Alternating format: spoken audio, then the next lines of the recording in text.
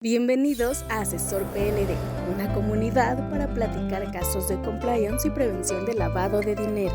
Conduce Javier Martínez, director del despacho Tax Day México. Comenzamos. ¿Qué tal, amigos? Bienvenidos al caso 29 de Asesor PLD. El caso es por demás interesante. Es sobre una persona que recibe remesas de Estados Unidos y la incluyen en la lista de personas bloqueadas y le congelan las cuentas. ¿Le suena familiar? ¿Suena como que eso está pasando ahorita? Pues sí, es un poco lo que tenemos que revisar. La descripción del caso es: esta persona le congelaron las cuentas por aparecer en la lista de personas bloqueadas de la Unidad de Inteligencia Financiera. Recibía remesas de Estados Unidos en su cuenta bancaria, de parientes y amigos, y sacaba el dinero para entregárselos. Ese es un poco el contexto que tenemos. Soy Javier Martínez y mi correo es jmartinez@taxday.com.mx y soy especialista en prevención de lavado de dinero. Recuerden seguirnos como TaxDay o como Asesor PLD en redes sociales o en Spotify o el canal donde escuchen ustedes los podcasts. Ok, en este caso, esta persona le ofrecemos un servicio que nosotros hacemos en TaxDay, donde le hacemos un servicio de trámite ante la UIF para ser eliminado de la lista de personas bloqueadas. Aquí ofrecimos la asesoría para la audiencia por escrito ante la Unidad de Inteligencia Financiera para solicitar que te saquen de las listas y posteriormente de eso te descongelen tus cuentas bancarias. Aquí se debe de manifestar que no se tienen actividades ilícitas y ofrecer pruebas. O sea, es un tema que no es relativamente sencillo porque habrá que decir, oye, no soy culpable, y además demostrar por qué no eres culpable de lo que presume la autoridad.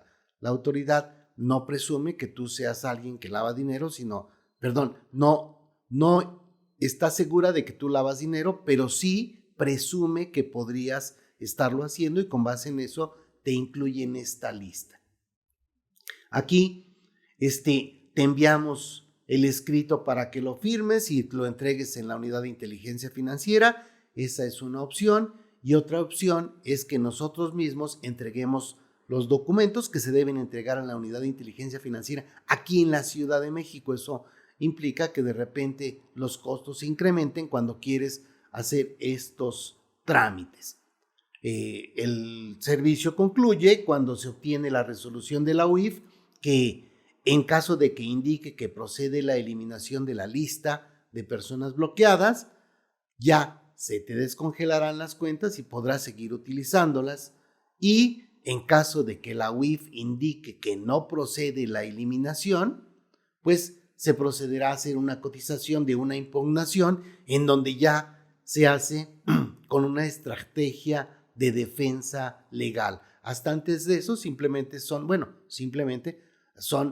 escritos donde estás tratando de demostrar que no caes en el supuesto que presume la UIF.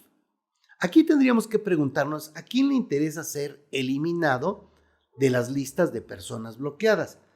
Imaginemos, ¿quién está haciendo cosas ilícitas? Quien está haciendo cosas lícitas. Oye, yo soy una persona que no estoy haciendo cosas ilícitas, estoy haciendo cosas lícitas, aunque es muy probable que esté haciendo cosas buenas que parezcan malas. Resulta que un vecino llegó y me dijo que sus hijos estaban en Estados Unidos y que sí podía ayudarles a que me depositaran a mi cuenta porque ellos no tienen cuenta, y a lo mejor tú dices, oye, eso tiene implicaciones por todos lados, pero sin embargo no necesariamente es ilícito. Entonces, esa persona debiera estar primero pensando que lo saquen de la lista de personas bloqueadas porque sabe que no hace cosas ilícitas. Otro punto es el tema del saldo de dinero que se tiene en las cuentas. Oye, ¿Cuánto tengo en las cuentas que fueron canceladas? Ok, puede ser el ahorro de mucho tiempo, puede ser mucho dinero el que tenga ahí y entonces sí me interesa poder recuperar ese dinero. Independientemente del monto, estar en las listas de personas bloqueadas te limita para operaciones financieras futuras. Eso también debieses considerarlo. Es probable entonces que llegues a la unidad de inteligencia financiera a ejercer tu libertad de audiencia y después vayas todavía a un juicio para tratar de lograr que te saquen de esta lista. Pero ¿de dónde sacas dinero para defenderte si tienes las cuentas bloqueadas? Ese es otro problema. Oye, yo podría pagarte, pero tengo mis cuentas bloqueadas y entonces hay gente que cae ahí en un círculo vicioso y entonces no recupera, no tiene dinero porque no tiene sus cuentas y no tiene sus cuentas porque no puede conseguir dinero para defenderse. Aquí siempre recordemos esto. Necesitas poder aprobar con pruebas de que no se están realizando actividades ilícitas. En este caso, que realmente son remesas de paisanos que están trabajando en Estados Unidos y que el dinero enviado se entregó a las familias. Un poco debiese ser la idea. Si puedes estar demostrando eso, seguramente te van a eliminar de la lista de personas bloqueadas y tendrás que entender qué sí se puede hacer y qué no se puede hacer o qué información debieses estar documentando, metiendo en un expediente para el caso de que tengas un problema. Aquí es muy importante que entendamos esto. Oye, ¿por qué ahorita está el tema de las remesas en el ojo del huracán? ¿Por qué la UIF está revisando a detalle qué pasa con las remesas de los paisanos de Estados Unidos? ¿Qué está ocurriendo con las remesas de nuestros paisanos? ¿Por qué la UIF está enviando a la lista de personas bloqueadas a personas que reciben su dinero en sus cuentas en México? ¿Se tendrán más investigaciones a los cuentavientes que fueron incluidos en la lista de personas bloqueadas? O sea, ya me bloqueaste las cuentas. ¿Será que aún así vas a seguir tus investigaciones para tratar de fincarme un delito de tipo penal? O sea, no solo me congelaste las cuentas, sino que podría terminar en la cárcel. Son varias preguntas relevantes. Revisemos algunos datos para entender lo que está pasando con el rollo de las remesas. Fíjense, en el Financiero, el 4 de abril del 2023, nos dicen en un artículo, nos dice Cristian Telles en un artículo que sin precedentes crecen 11.2% ingresos por remesas en febrero y llega a numerotes. En los últimos 12 meses sumaron 59.434 millones de dólares. Esa es una cifra altísima. Trae por ahí gráficas en donde los números son, digamos que no tan explicables, ¿no? Pero aquí Cristian Telles lo que hace es decirnos qué pasa con esta numeralia.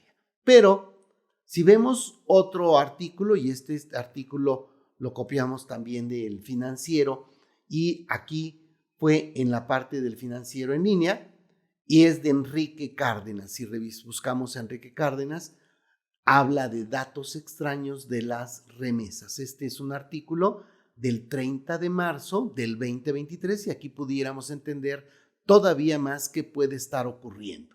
Se pregunta, ¿por qué han aumentado tanto las remesas durante el gobierno de López Obrador al grado que son mayores a la inversión extranjera y a las exportaciones petroleras? Esto está como algo que tendríamos que preguntarnos. Veamos aquí un poco lo que dice en su análisis, que es por demás interesante para que veamos qué está ocurriendo. Nos dice que esta semana, la semana correspondiente al 30 de marzo del 2023, apareció un reporte de Signos Vitales sobre las remesas. Signos Vitales es otra entidad que produce también noticias e investigaciones. Esta semana apareció un reporte de Signos Vitales sobre las remesas o envíos de dinero desde el extranjero al país. Se trata de un recuento de datos producidos por Banco de México sobre los envíos de dinero a familias en México de sus familiares y amigos, principalmente en los Estados Unidos, que han aumentado de 22.8, digamos, lo voy a hablar nada más en miles, de 22,000 millones de dólares en 2014 a 31,000 millones en 2018 y que en solo 4 años casi se duplicaron respecto del 2018, que ya había crecido bastante, para llegar a 58,000 millones de dólares en 2022. Imagínense, si en 2014 estábamos en 22, en 2018 estábamos en 30 y casi 31, casi 32,000, y ahora llegamos a 58,000 millones de dólares en 2022. Este monto coloca a México en el segundo lugar de los países que reciben remesas en el mundo, solo detrás de la India, que recibió poco más de 100,000 millones, pero que tiene 10 veces más población que México. Ya rebasamos a China, que era el número 2 y cuyas remesas han descendido. Aquí continúa preguntándose.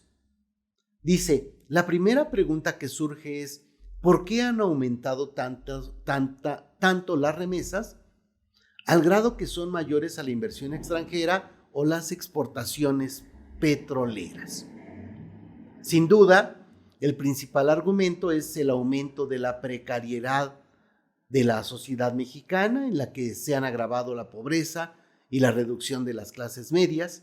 Después de una década de migración neta cero a Estados Unidos, en los años 2010, los intentos de cruces de mexicanos han aumentado en los últimos 2 años de manera significativa, los cuales se suman a los cientos de miles que cruzan por México para llegar a nuestra frontera norte. Las repatriaciones de mexicanos por la patrulla fronteriza fueron casi 860,000 personas el año pasado, en el 2022. De acuerdo con los datos de Tonatiuh Guillén, quien es uno de los expertos en el tema. Este aumento de migrantes al norte debe de incidir en las remesas enviadas a México. Ok, si va más gente, bueno, habrá más gente ganando dinero, haciendo lo que los americanos no quieren hacer y enviando dinero a México. También están los extranjeros en tránsito o en espera de que sus solicitudes de asilo a Estados Unidos sean procesadas y que, mientras tanto, pues reciben dinero de sus parientes para sostenerse en México. Ese también es otro grupo de personas, pero ni así se explica. Pero esas cifras difícilmente pueden explicar el aumento tan significativo de los montos de remesas a México. El reporte de Signos Vitales nos muestra algunos datos extraños, inverosímiles, que requieren una explicación. Por ejemplo, el crecimiento enorme de remesas desde 8 estados de la Unión Americana que antes no figuraban, pasaron de 1.7 a 6.6 mil millones de dólares entre 2018 y 2022, en donde la población de origen mexicano es poco representativa del total. O sea, no se explica que si no hay mexicanos ahí, ¿por qué creció tanto? Veamos el caso de Minnesota. En pocos años se ha convertido en el tercer estado con el mayor envío de remesas a México, 8.3% del total, con un crecimiento de 585.3% entre 2018 y 2022. Ha crecido más de 5 veces lo que se envía de remesas de Minnesota. Está ya solo por debajo de California y de Texas para llegar a 4.7 mil millones de dólares. Sigamos con Minnesota.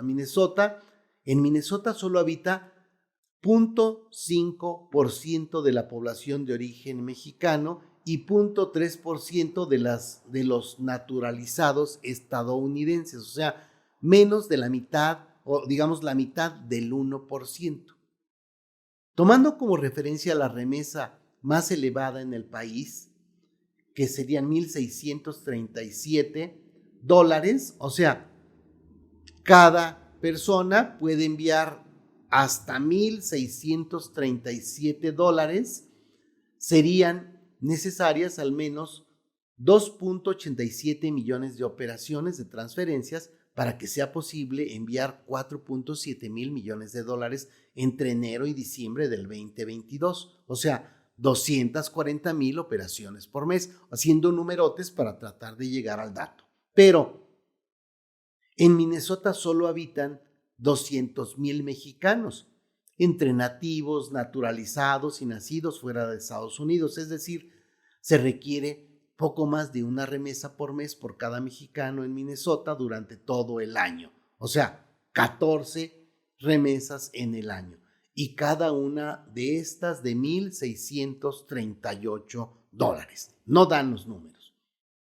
La razón más poderosa para no creer que se trata de mexicanos enviando remesas desde Minnesota es que el monto enviado es equivalente a los ingresos brutos de toda la población de mexicanos durante el año, 4.3 mil millones de dólares o 21.6 mil dólares per cápita anuales, por lo que resulta imposible. Significa que estarían enviando el 100% de sus ingresos brutos. ¿Es esto creíble?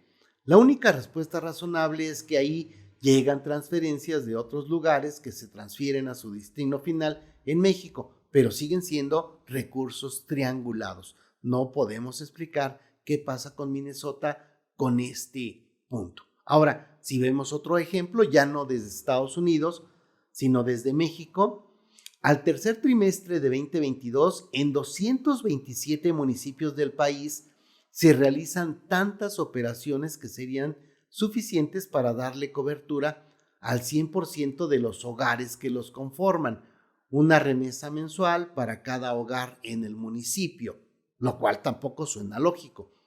A estos municipios llegan 14.3 mil millones de dólares, o sea, 24.5% del total que llega a México, solo considerando el exceso de remesas en estos 227 municipios, aquellas que están por encima de la cobertura del 100%, hay 4.4 mil millones de dólares de remesas que exceden ese monto. O sea, en el cálculo más optimista, aunque sea inverosímil, todavía no llegamos y todavía queda ahí 4.4 mil millones de dólares. ¿Es esto razonable?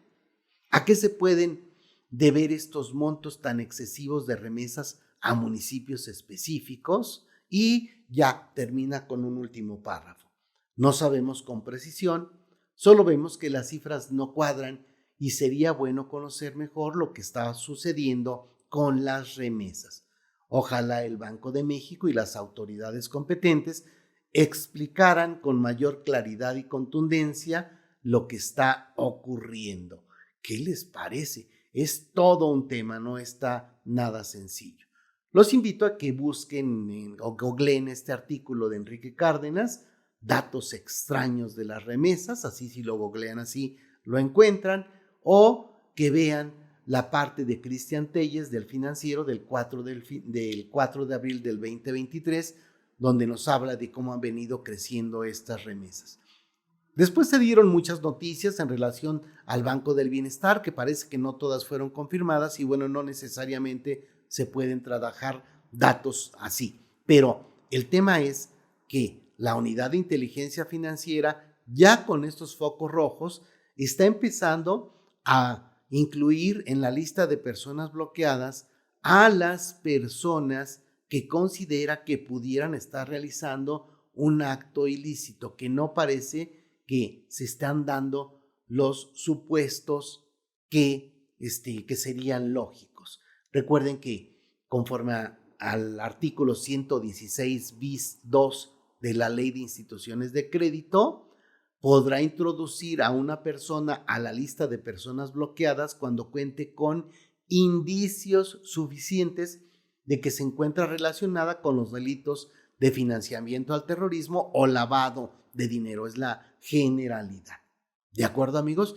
Seguramente seguiremos tocando este tema. Envíenos sus comentarios, sus preguntas y con gusto vamos a revisar qué ocurre con las remesas que eventualmente están en tela de juicio. Nos vemos en el siguiente caso de Asesor PLD.